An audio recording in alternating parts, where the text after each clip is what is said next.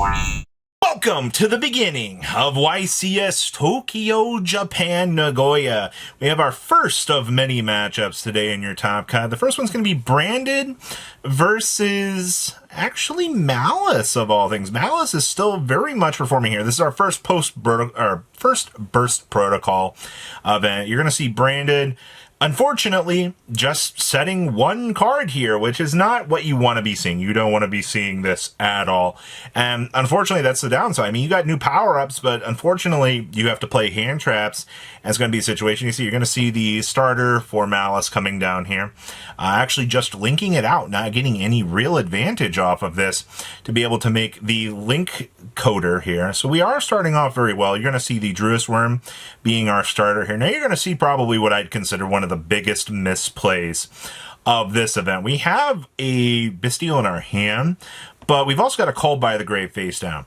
He thinks that Called by the Graving the Maliss monster is going to be a good call here, which you would think if they didn't use the effect, they wouldn't have any other bodies, but this is going to be punishing later on in the turn because we also have a Max C in our hand, and it's going to cause some other issues. So you're going to see a backup Secretary getting slammed on the table here with the Max C coming down, and they have the Ash Blossom. Had we reworked that chain a little bit better, we would have been able to Call by the Grave, cut off the Ash, and we would have been able to set up a field. Now the opponent is free to basically start building their whole field here.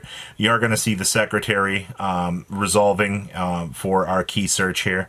Depending on what we want to get here, we have a lot we are going to have to play around. So we are going to get the red one sent out of the deck here, which is going to be a problem. You're going to see a Droll and Lockbird getting slammed down here. So we had Max C, Droll, Called by the Grave in our opening hand. Yeah, I can understand why the Branded could possibly brick when you're seeing this many cards coming down across the table, but it's not exactly the worst thing, you know, you got to take into consideration. So we're going to see actually a battle phase attack here. Now, the fact that we are going battle phase here just indicates we're just going to spin into an SP Little Knight, and we're going to use the SP as a starter here to banish our Maliss name that we have not used yet to be able to kind of combo up. And yes, you are losing some damage here, but I feel like this gives you a little bit of the ability to play around a Nibiru, because if you think that the opponent has a Nib at this point, you know, you want to take the counter play and you want to try to go to a place where you're going to feel safe. So you're going to see the setting of the Revival Trap here, which is going to be our best friend for the rest of this. So you're going to see now we get to go ahead and make our Link 3 because SP doesn't have any downsides to this, which is exactly why we love this deck, because it is so good. So you're going to see the Ransom coming down. Keep in mind, we still are underneath Droll and Lockbird, so you're not going to get anything too crazy, but we're just going to warp it out with the trap card here anyway, which we are scouting to see if the opponent is going to do any other interactions with us, which just goes ahead and gets the free revive here. So, absolutely. So now we get to go ahead and trigger the red Ransom here. I love that all of these bodies just keep getting the chance to come back. Alright, so Ransom's going to go ahead and jump back. Now, I believe we get the ability to dump here because of the revive. Still playing underneath Droll and Lockbird here. Not getting any actual value out of this. I mean, getting your opponent not to get the red Ransom for the field spell, I do think was a good call. You have to make your concessions, and you cannot allow anything too crazy to resolve. So you are going to see the banishing of the March Hare. The March Hare gets to go ahead, just jump on back to the hand because that's how we love to see it.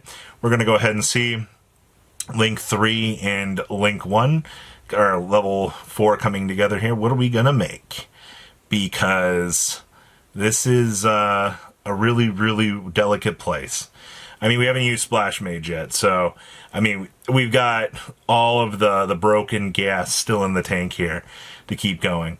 Alright, so we are going to see the Splash Mage come down. Oh, boy. So Splash Mage is going to go ahead and do the thing. We're going to see the Bestial come down here. I'm going to go ahead and interrupt our target.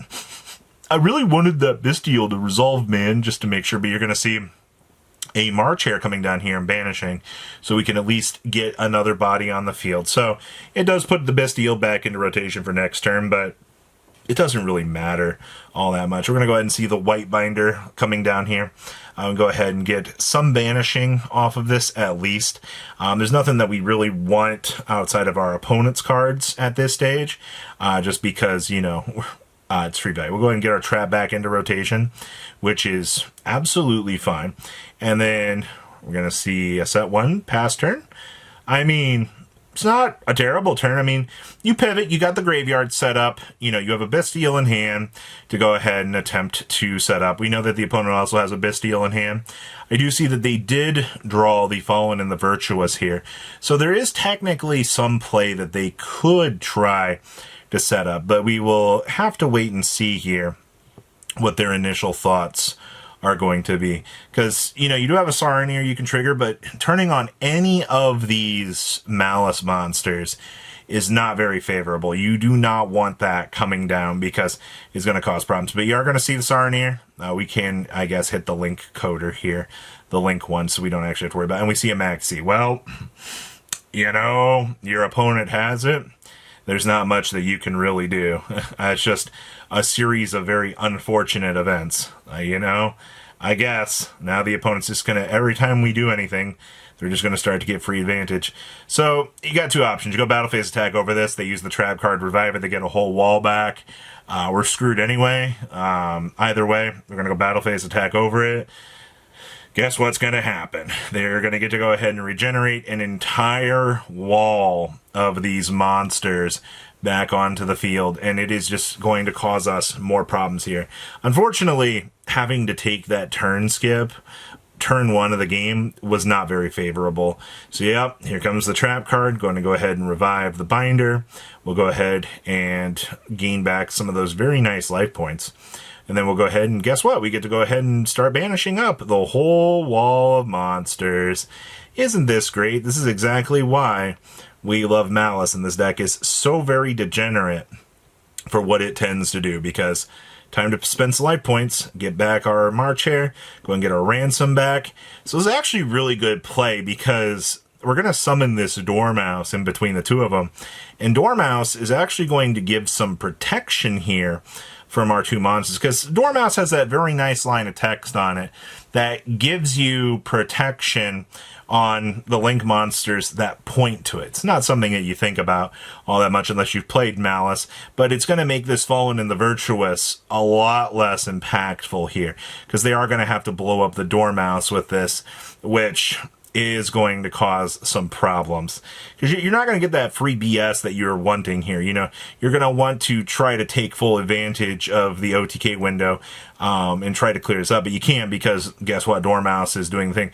You can try to mill. I would assume the play is you want to try to send a Fallen of Albaz, or bring out an Albaz off one of the effects during the end phase and try to contact fuse with this, but this isn't going to happen. So we do have to target the Dormouse. Because you cannot target face downs, I guess, with this.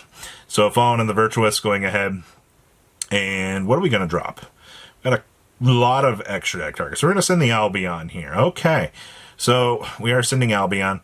And then this is actually my favorite part of this whole feature match. We're going to go chain Druis Worm to bump it out on the same chain, by the way. So the Albion's not even going to get a chance to resolve.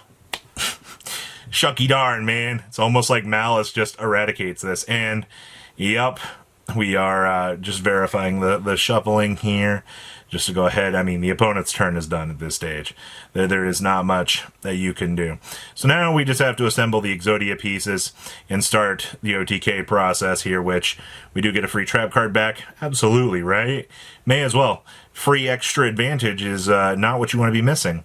So we are going to go ahead, link 3 and turning the other 3 into a 1, going ahead making access code talker. This is where we get to go ahead and start ensuring lethal by banishing our monster. Guess what? We get the pop. They'll go ahead and they will get the ability to mill down a card, which this doesn't really matter at this stage. They're trying to generate some sort of advantage, but you're going to see the, I guess, the milling of the branded fusion. Sure. We'll go ahead and pay our life points, bring back the ransom. At this stage, we'll go ahead and get our banish. And we are just as set up as you could be. Go ahead and get back our Maliss monster. And now all we got to do is switch this Druis Worm into attack mode. And this game is as good as ours. Congratulations. I know I'm a little bit ahead of this, but I mean, you already see game. So switching into attack mode, going into the lethal phase. Congratulations to Maliss winning it all. Patrons, thank you.